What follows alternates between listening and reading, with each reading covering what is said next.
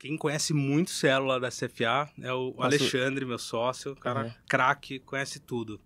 E até quando a gente acompanha muito bem assim, o setor financeiro e obviamente o setor de adquirência também, ele sempre foi muito vocal, né, que, enfim, do que estava acontecendo em relação à discrepância que a gente enxergava de valor entre Cielo e a Stone, PagSeguro.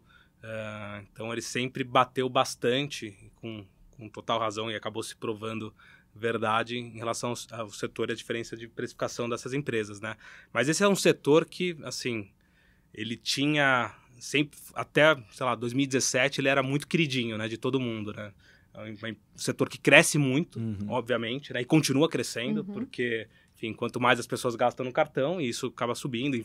Inflação para ele é bom, imagina, né? Você está gastando mais, o preço está mais alto, então ele pega esse crescimento, né? Tanto que na bolsa ficou só a Cielo, né? Porque até a Redcard que estava na bolsa... Isso aí. E agora a GetNet também entrou e já saiu, né? Sim.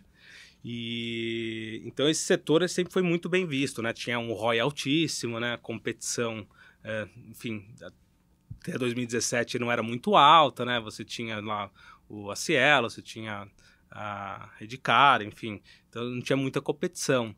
E aí quando começou a entrar esses outros competidores, né?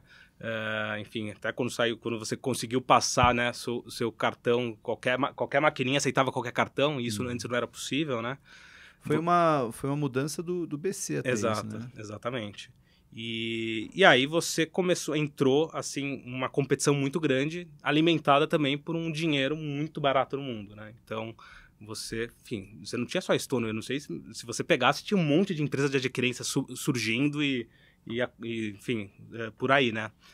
E acho que a Cielo, ela acabou dormindo um pouco no ponto, né? Até o fato dela ser uma empresa que tem 2 controladores, o Bradesco, Banco do Brasil, enfim, talvez as decisões fiquem um pouco mais engessadas, e aí para uma geração de empreendedores que surgiu, assim, com muita fome, acho que eles acabaram dormindo um pouco no ponto, de fato, e enfim. E aí você teve uma guerra muito grande, né? Competição, chega, e qual que é o impacto da competição? Guerra por preço. E guerra por preço diminui o retorno das empresas, né?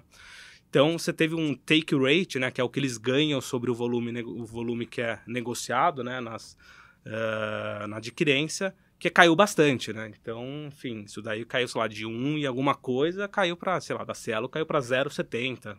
Então, assim, foi uma queda muito grande, né? Aliado a isso, você teve a pandemia, que foi também muito ruim para essas empresas, né? E aí, o que acontece? Tipo, de um ano para cá, quando você teve o aumento de juros, para essas empresas também a mesma coisa que aconteceu vai ser um pouco análogo a Porto. Você teve um problema que essas empresas elas não conseguem reprecificar os preços dela, a carteira dela rapidamente. Então, porque elas têm a parte dela de antecipação de recebíveis, né? Então, tem muito disso já são a taxas pré-fixadas, já acordadas, e você tem que precificar. Então, quando sobe os juros, eles têm um funding grande, né? Então, eles têm uma dívida grande para fazer funding para essas operações, tá? Então, eles tiveram um prejuízo muito grande no mercado, na parte financeira. E aí, a grande dúvida do mercado era, bom, esses caras vão conseguir reprecificar, né? Dado que existe uma competição gigante. Mas quando fala reprecificar, é reprecificar o quê? O que elas cobravam em cima disso? Exatamente, o que elas cobravam. Porque é diferente de uma seguradora, quando o juro sobe, é bom para ela, porque ela tem aquele dinheiro ali que tá meio que rendendo CDI. Ela pensa que você tem lá a sua maquininha, você faz uma antecipação de recebível e há uma taxa que já está acordado. Então você tem que reprecificar isso. Só que você tem uma dívida para suportar, para fazer o adiantamento para você. Sim, então no caso da Cielo, ela, ao invés de ficar com esse dinheiro, ela já dá esse dinheiro e ela receberia mais à frente uma taxa que ela não conseguiu reprecificar. Essa era a dúvida. Ah, tá. Essa era a dúvida que o mercado estava. Essa era a dúvida. Porque existia uma competição, assim, muito forte de muito tempo, né? E aí, o que aconteceu? Essas empresas, assim, de novo, muita pesquisa, enfim, muito trabalho de campo, a gente achava que a competição estava se normalizando, a gente estava chegando já no final da competição. E, de fato, a Cielo conseguiria, não só a Cielo, mas todo o mercado, a gente conseguia ver evidências que todo mundo estava reprecificando, ou seja, todo mundo estava repassando o preço. E como é que faz essa pesquisa? Vai atrás de quem contrata a Cielo para ver se está repassando? A própria Cielo passa isso? Como é que é feito?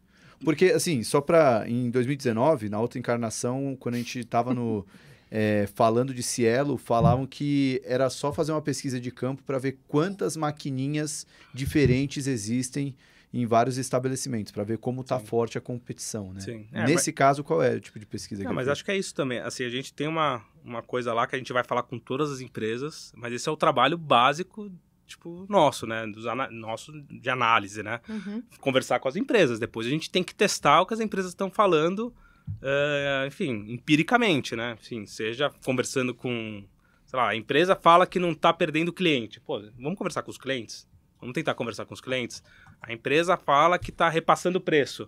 Cara, vamos lá na ponta ver se está realmente repassando o preço? Então é isso, é um trabalho de campo, cara, tipo, ongoing, cara, de várias fontes, de várias formas, de vários jeitos pra gente pegar esse tipo de coisa. E, assim, de fato, a gente conseguiu ver que, assim, a reprecificação estava acontecendo, não só da Cielo, de todo o setor. E, enfim, a Cielo ia ter um lucro muito maior do que todo mundo estava esperando, né? E, de fato, aconteceu. E, assim, o valuation de Cielo estava, assim, era uma coisa, assim, gritante. A gente gosta, normalmente, de empresas que cresçam, mas, assim, nesse caso, acho que foi o... Eu não gosto também muito dessas denominações, mas acho que foi o value investing puro, né? Comprar alguma coisa muito abaixo do valor dos ativos dela. Muito amassada, né? E, enfim, para uma empresa que, tipo, nas nossas contas ia dar 1 bi alguma coisa de lucro esse ano, tava valendo 5 bi, 6 bi na bolsa, assim, era muito pouca coisa, né? Então, assim, era muito pouco, e aí acho que o mercado começou... E, assim, como era uma empresa que estava muito amassada, assim, ninguém mais gostava, todo mundo para de olhar também, né? Então... tem um pouco disso, né? Ficava todo mundo olhando mais de longe. Eu não vou gastar tempo com esse negócio que tá horroroso, enfim, fez todo mundo perder um montão de dinheiro. E acho que foi um pouco disso que aconteceu. Então a gente tá falando já no ano que vem de uma empresa lucrando, sei lá, 1 bi 700 para uma empresa que tava valendo, sei lá, 6, 7 bi. É muito pouco, entendeu? Acho que no final, assim, também ficou um pouco provado que, enfim, o mercado também vai um pouco de narrativa, sei lá. A nossa visão, assim, o mercado era, não, você ter uma adquirência é bom você ter o banco, porque você tem o canal bancário, né, para você vender. Aí depois, quando veio Stone, que fez um trabalho super legal, né, com os hubs dele, todo mundo falou, não precisa ter banco. Aliás, ter banco é horrível, você tem que sair de banco, né? E aí agora tá todo mundo, acho que entendendo de novo que não, você ter o canal bancário é bom mesmo.